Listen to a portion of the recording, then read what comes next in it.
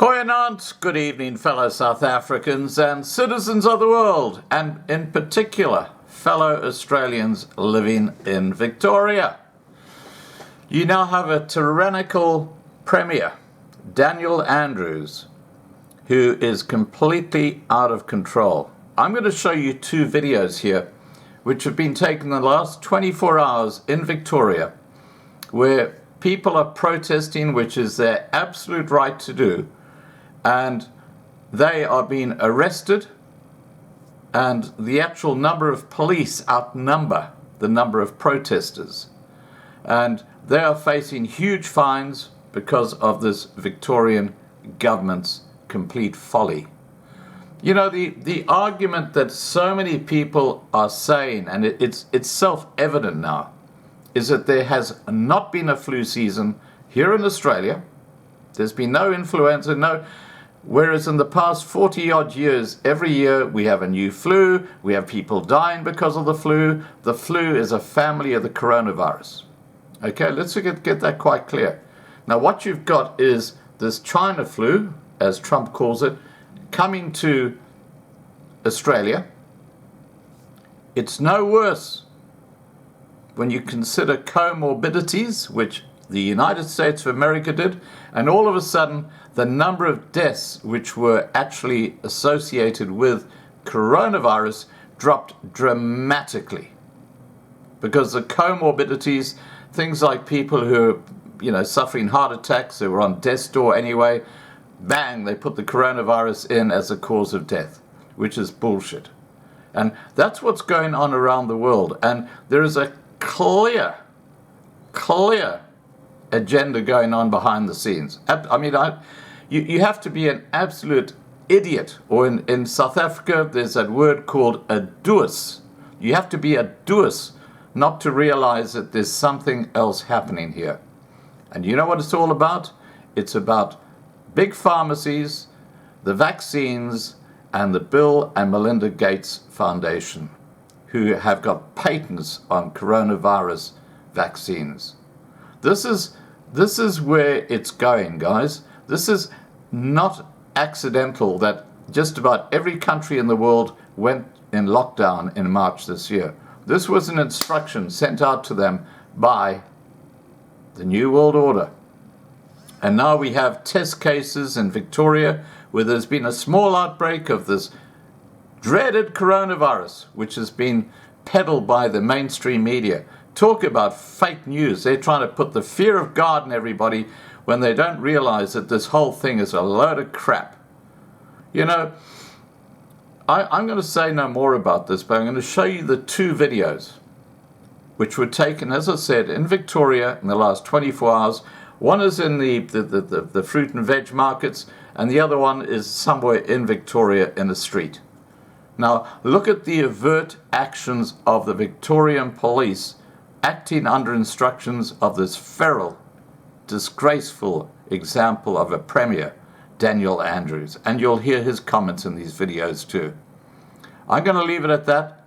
All I'm going to say in closing is, right now, I am feeling absolutely disgraced to be an Australian. I'm not proud to be an Australian after I see this sort of shit.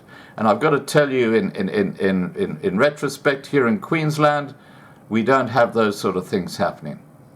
But then maybe because I spend most of my time inside my house doing videos, I'm missing what's actually going on the streets around Queensland. This is a complete and utter disgrace, and it's a blot on the Australian way of life. It's a complete and utter blot.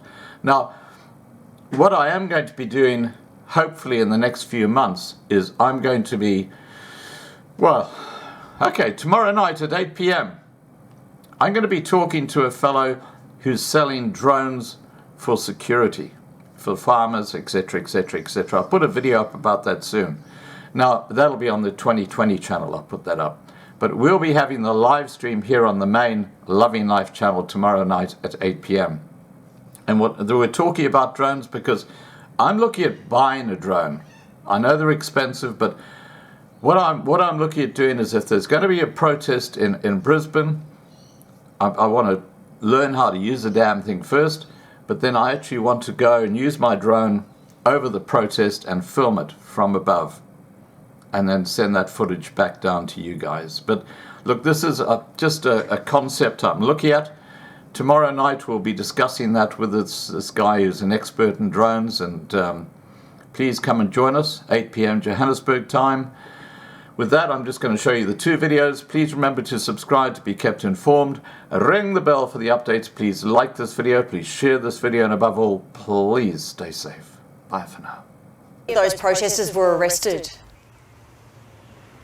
Police were able to chase down 3 of the protesters as the others dispersed. Alicia, those they have in custody tonight are a 22-year-old man, an 18-year-old, as well as a 17-year-old boy. They are all in handcuffs being asked questions tonight, with police pledging to make more arrests. No charges have been laid, but there's plenty of social media vision currently online. The air wing was also in the sky, so they're going to be trying to identify those who are in particular throwing the rocks at the police cars. But with other protests planned for the weeks to come, police are stressing a no-tolerance approach.